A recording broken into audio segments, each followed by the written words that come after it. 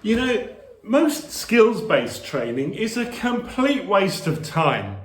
It's one thing to teach someone about some new assertiveness skill or management technique, but unless you help the learner to identify and overcome their internal learning barriers, those barriers will prevent them from ever using that skill in real life.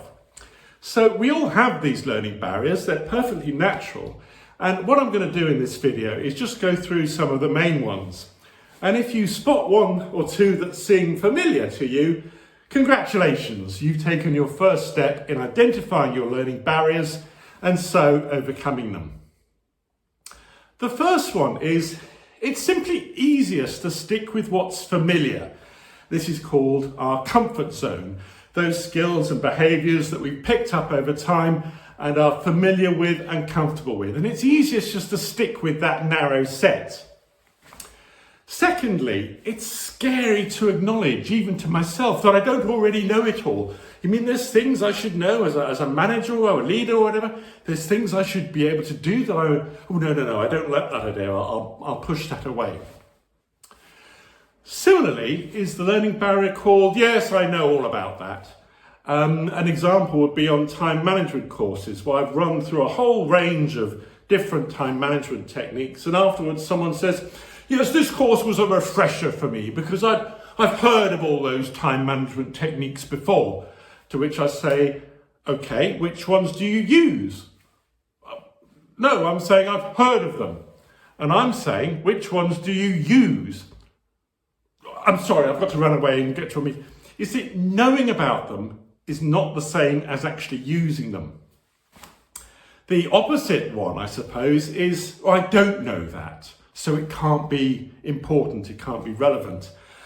For example, on management courses, I've run through a range of different motivation theories and what they can tell us. And at the end, someone has said, again, I've heard of all those motivation techniques. And some of them are very well known, but some of them are quite obscure. So I said, you actually heard of Victor Vroom's technique and the sort of levels of fear and so on. Oh, actually, no, I hadn't heard of those ones.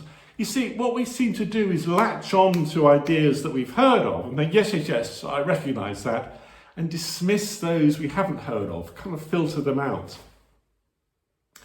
Now, a big learning barrier is it feels false.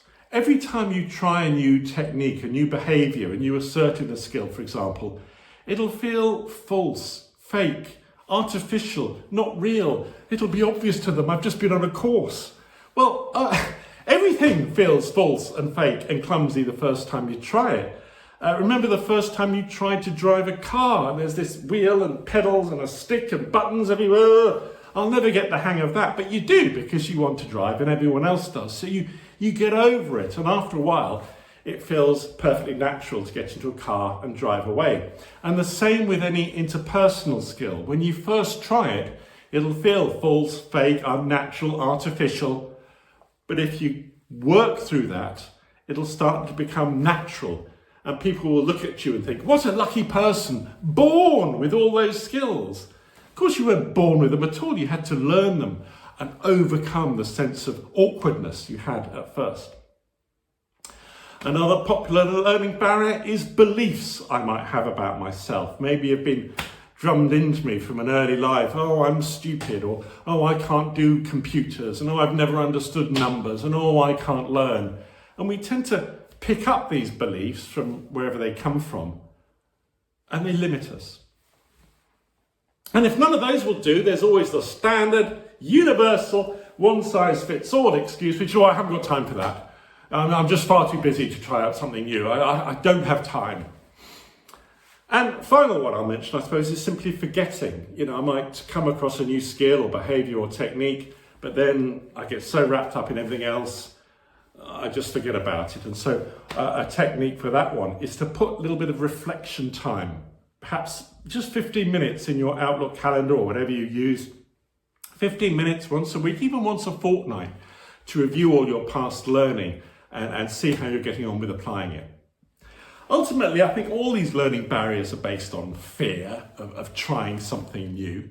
And the easiest thing to do is just to continue with that narrow comfort zone set of skills you already have. And you can't try anything else. You can blame other people or blame your workload or something else.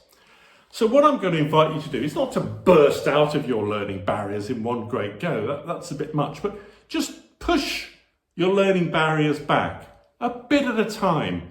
Break habits, try new things until they start to feel natural. And you'll find that your range of natural skills can continuously grow. Because if you always do what you've always done, you'll always get what you've always got. This was a video from my channel 5MTC, which stands for 5-Minute Training Courses. Please subscribe for more and maybe find my book on Amazon.